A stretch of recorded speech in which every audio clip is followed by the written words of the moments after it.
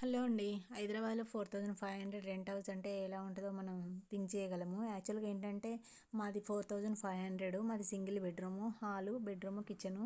Hall, bedroom పెద్దగానే ఉంటాయి. Kitchen కూడా బానే ఉంటది. అంటే జస్ట్ ఇంకా ఒక 2 మెంబర్స్ ఈజీగా మూవ్ అవ్వచ్చు.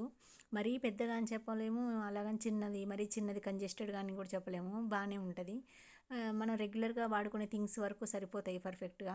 మాకిక్కడ దేవుడి మందిరం సెపరేట్‌గా ఏమి ఇవ్వలేదు. ఇది సింగిల్ బెడ్‌రూమ్ కాబట్టి అట్లా ఏమి ఇవ్వలే. కింద డబుల్ బెడ్‌రూమ్స్ ఉన్న వాళ్ళకైతే దేవుడి మందిరం సెపరేట్ ఇచ్చారు. పూజ రూము.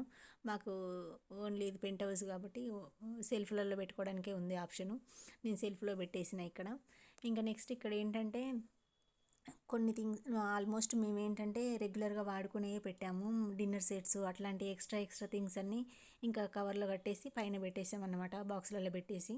ఇంకెట్లాగో డిన్నర్ సెట్స్ అట్లాంటివి ఏమి రెగ్యులర్‌గా వాడం కదా! ఇంక అందుకోసమే పైన పెట్టాము. ఎట్లాగో సెల్ఫ్‌లు కూడా మరీ మెస్సీగా ఉన్న అంత బాగుండదనేసి చాలామంది ఏంటంటే కింద కౌంటర్ టాప్ కూడా పప్పు డబ్బాలు, ఉప్పు అవన్నీ కింద పెడుతూ ఉంటారు కదా! టీ పొడి అవన్నీ నాకు అలా పెట్టడం కూడా ఇష్టం ఉండదు. మ్యాక్సిమం నేనైతే పైన పెట్టడానికే ట్రై చేస్తా. కింద ఏందంటే కడుగుతున్న ప్రతిసారి నెక్స్ట్ చూడడానికి కూడా అంత మెస్సీగా అనిపిస్తది నాకు. సో, పైన పెట్టేస్తా. పైన సరిపోవట్లేదు అని అంటే వాడని థింగ్స్ తీసి ఇంకా కవర్‌లో కట్టేసి పైన పెట్టేస్తాను గానీ మ్యాక్సిమం కిందే ఉంచడానికి ట్రై చేయను. సో, ఫైనల్‌గా అయితే ఇది మా కిచెను. Thank you.